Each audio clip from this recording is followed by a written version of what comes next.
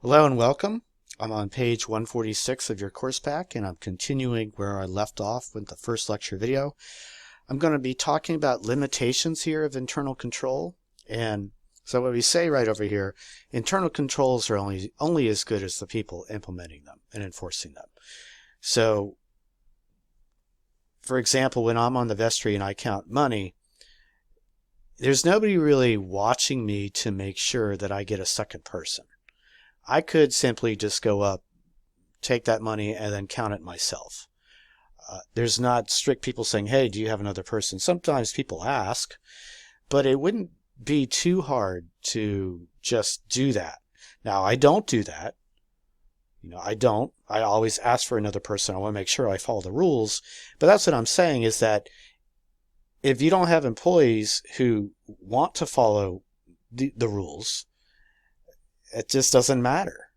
You can have all the great rules in the world, but if the employees don't follow them, if they're not going to enforce them and implement them, then it doesn't really matter. Okay? I'll give you another example of this. So when I used to work in industry, we used to have to do time cards, and this was in the late 90s, so this was paper time cards. And I was working as a government contractor supporting the Immigration Naturalization Service for IT consulting services. And so we would have to do our time cards twice a month. And so at the end of each pay period, at the end of 2 weeks, you would submit your time card to your manager. And your manager would review the time card, and then he or she would say, yes, okay, this sounds good, sign off on it. And so that signature, that review, right, is a form of internal control, like we talked about in the first lecture video. But here would be the thing. I remember sitting down with my manager once, and he's looking over the time card, and he goes, oh, this person didn't do their time card on a daily basis. Now, we were supposed to do our time card every day. You weren't supposed to wait till the end of the pay period to do the time card. Now, a lot of people did that, and he could tell just by looking at the time card that the person waited. How could he tell? Well, every single day was 8 hours of time. So the person filling out the time card put 8 hours for every single day. Is it possible that they worked 8 hours exactly every single day over 2 weeks? Yeah. Is it likely? Probably not. Probably what happened is that one day he or she had a doctor's appointment, had to pick up their kid early, or they just went home early, and then they made up for it on another day. So that means one day they probably worked 7 hours, and another day they may have worked 9 to get to the average of 8. But that person did not show that in the time card. Now, I can't be sure, but it sure seems likely that you work 8 hours exactly every single day. Probably not.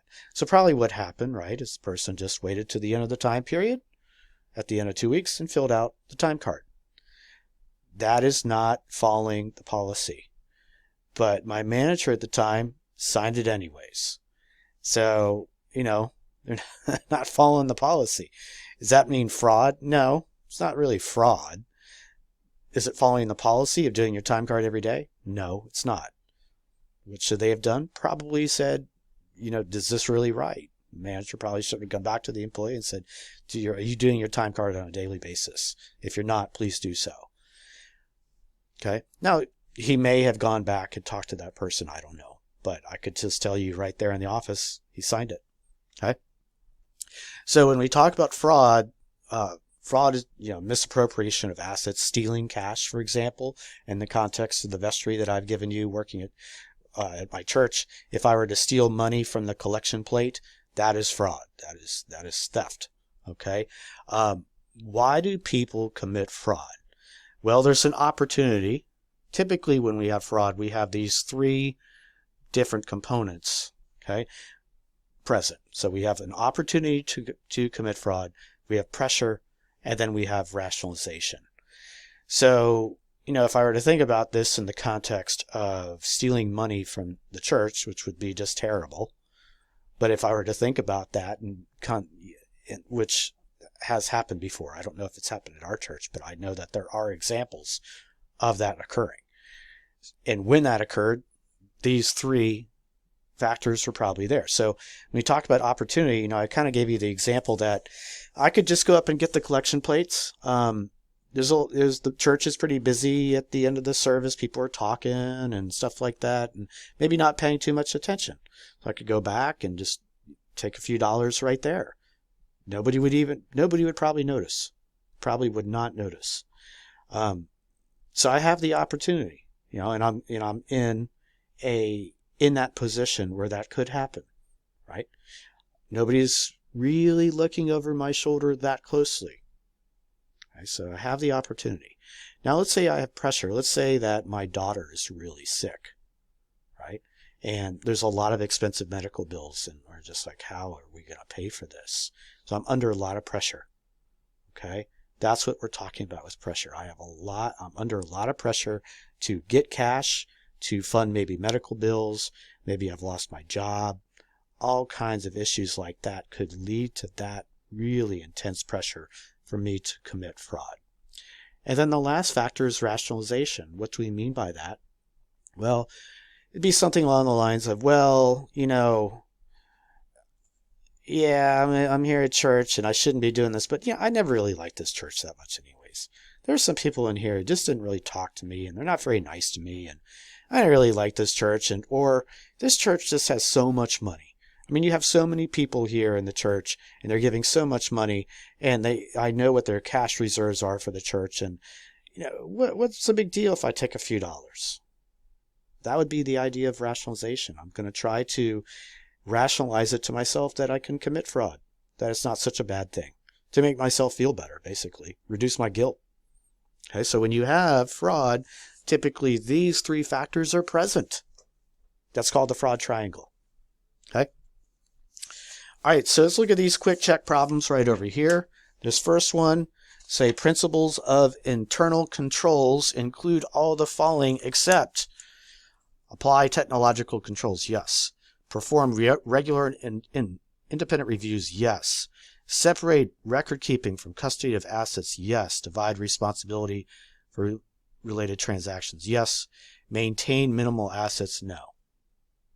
No, that doesn't make sense. When two clerks share the same cash register, all right, that can be a problem, right? Because then if you're short cash at the cash register, the amount of cash in the cash register doesn't match up with the cash with the tape, right, with the records, then who do you hold responsible? Employee A or employee B? Because they both used it. That's a problem. Okay? And so how is that a violation of internal controls established responsibilities? That's the problem. Okay? A properly designed internal control system ensures profitable operations? Yeah, maybe. Probably not the best answer. Eliminates the need for an audit? No, you have to have an audit. That is an internal control. Okay? Requires the use of non-computerized systems? No. We said up here, maintain, apply technological controls is a principle of internal control. Is not necessary if the company uses, it's necessary.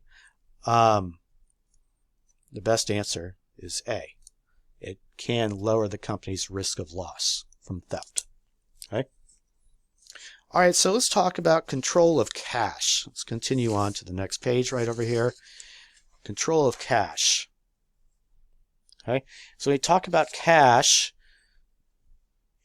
is a very liquid asset, and it can be easily moved or hidden. And when we talk about cash, we're not just talking about cash in the bank accounts, but we're also talking about cash equivalents. What do I mean by a cash equivalent? It's a short-term, highly liquid investment. That means it can be turned into cash quickly. That's easily convertible to a known amount of cash, very close in maturity date, so maybe within 3 months of when it would mature, so that interest rates don't affect the market value. Examples of cash equivalents: purchasing treasury bills and money market funds. So not just the bank account, not just the checking account, but also money market funds, treasury bills, for example, would be also cash. Okay? So when we talk about internal control systems and protecting cash, we have to have three basic guidelines to make sure we protect our cash. We want to handle our cash separately from our record keeping. and we want to promptly deposit cash receipts. So as soon as we get a cash receipt is when we receive cash. So when we receive cash, we want to deposit it in the bank as soon as possible. And then any cash disbursements not made by cash, handing them $1,000 in cash, right? Paying for it $1,000 in cash, what we want to do is write a check so we can keep track of it better, or for electronic funds transfer, okay? The treasurer is responsible for managing cash, okay? And then effective cash management involves the collection of receivables. So we have our accounts receivable. Remember, accounts receivable is when we make a sale on credit.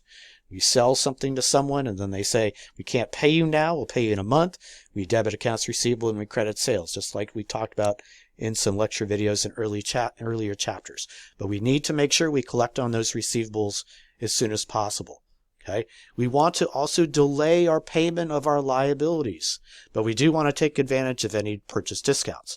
So remember back in chapter 5, we talked about how we had those credit terms and we had the discount period, maybe 210 net 30 as our credit terms and discount periods. What that means is, remember, we get 2% if we pay within 10 days.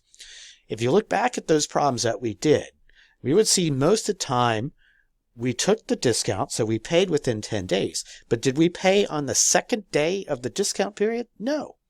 We tended to pay on the 9th or 10th day of the discount period. Why do we do that? We want to delay our payment of liabilities. Why do we want to do that? Well, we want to do that because then we can keep our cash in the bank as long as possible. If you have a credit card, right, and your credit card is due on the 28th, and if you pay it on the 28th or you pay it on the 27th, you don't get any interest. Why would you pay it on the 15th? Wait till the end, keep your cash in the bank, earning a little bit of interest, and then pay it at the end. It just doesn't make sense to pay it right away. Wait till the end and then pay it, as long as you don't get charged interest.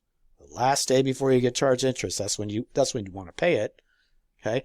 Just like with the purchase discount, right? When we were paying it, the last day of the discount period. Okay? We also don't want to keep unnecessarily high levels of assets. So we talked about this back in chapter 6 when we were looking at our inventory turnover ratios. We had that conversation. We were saying that if you keep too much inventory, that's expensive. You have inventory holding costs. Maybe you have to get a second warehouse or a storage facility. That costs money. You have to pay for more insurance on your inventory. That costs money. Maybe you have to pay a second security guard to watch over your inventory. That costs money. So holding too much inventory is expensive. Okay? And then if we have some excess cash, we want to invest it as much as possible, earning a better rate of return with lower risk. So maybe rather than just letting it sit in our checking account, we want to put it in a money market because the money market will earn more interest than a checking account. Maybe we want to buy some treasury bills. So rather than just sitting in the checking account, we want to invest our excess cash in investments that earn a higher yield. Okay? All right, I'm going to end this lecture video now, and then the next lecture video we'll pick up here on control of cash receipts and also talk about cash over and short. Okay? Thanks so much.